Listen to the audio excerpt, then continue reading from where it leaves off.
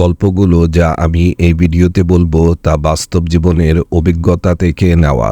যারা আস্তাগফিরুল্লাহর জিকির করেছেন তারপর তাদের জীবনে হওয়া অলৌকিক ঘটনা বা মিরাকলগুলো শেয়ার করেছেন, আমি সেগুলোই আপনাদের সামনে তুলে ধরার চেষ্টা করছি, যাতে করে আপনি সবাই আল্লাহর নেয়ামত হাসিল করতে পারি। চলুন শুরু করা যাক। বিসমিল্লাহির রহমানির রহিম।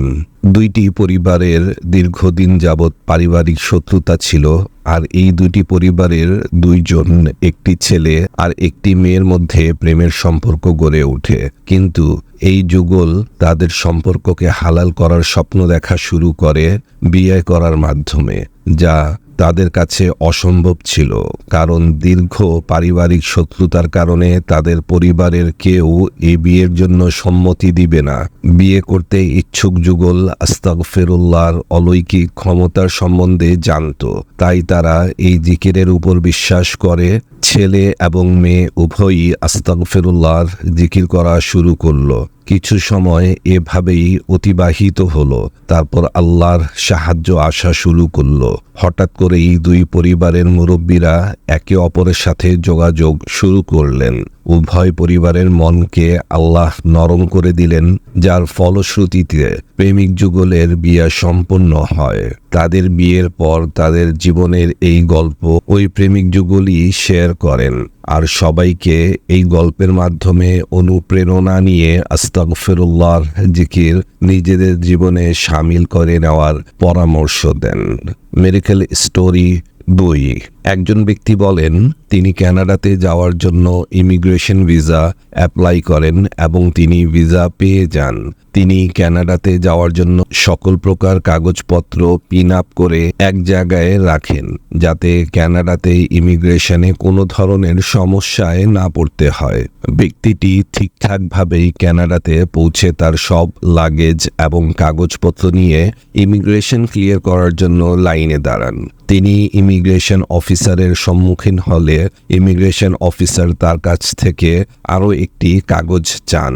ভদ্রলোকটির স্পষ্ট মনে আছে ওই কাগজ তার সাথেই থাকার কথা, কিন্তু তিনি সেটি কোনোভাবে হারিয়ে ফেলেন।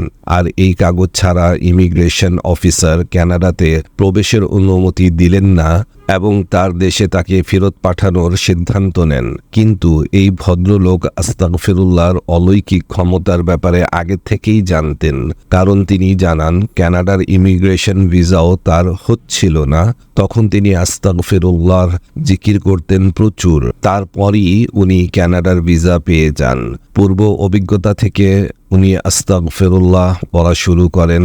উনি যে বিমানে এসেছিলেন ওখানে অনেক খোঁজ নিলেন, কিন্তু কোনোভাবেই কাগজটি পাওয়া যায়নি।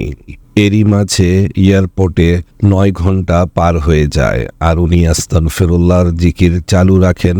9 ঘন্টা পর উনি যে বিমান থেকে এসেছিলেন সে বিমানের একজন উচ্চপদস্থ কর্মচারী দৌড়ে তার কাছে আসেন আর বলেন, জনাব, এই কি সেই কাগজ যা আপনি হারিয়ে ফেলেছিলেন? উনি অবাক হয়ে বললেন, হ্যাঁ, এটিই সেই কাগজ।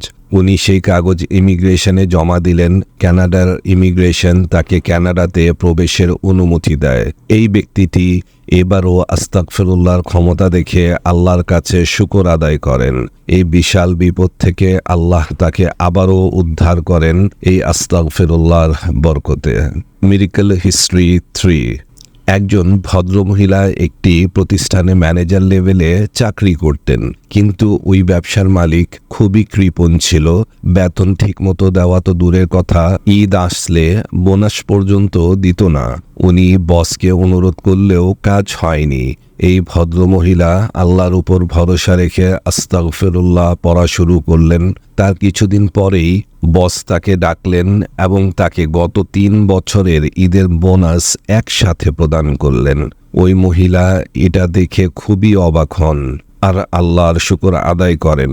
আর উনি এই অনুরোধও করেন আমরা যেন আস্তাগফিরুল্লাহ পড়ার এই গল্প থেকে অনুপ্রাণিত হই এবং আস্তাগফিরুল্লাহর জিকির জীবনে কখনো নিজের থেকে আলাদা না করি।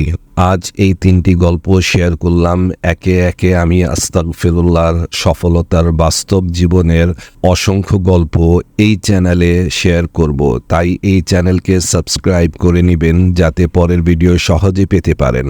ভিডিওকে লাইক দিয়ে রাখবেন যাতে করে এই গল্পগুলো অন্যান্য মুসলিম ভাই বোনদের কাছে পৌঁছাতে পারে। তারা এই জিকির করলে সেটার সওয়াবের অংশীদার আপনিও হতে পারেন। সবাই ভালো থাকবেন। আসসালামু আলাইকুম।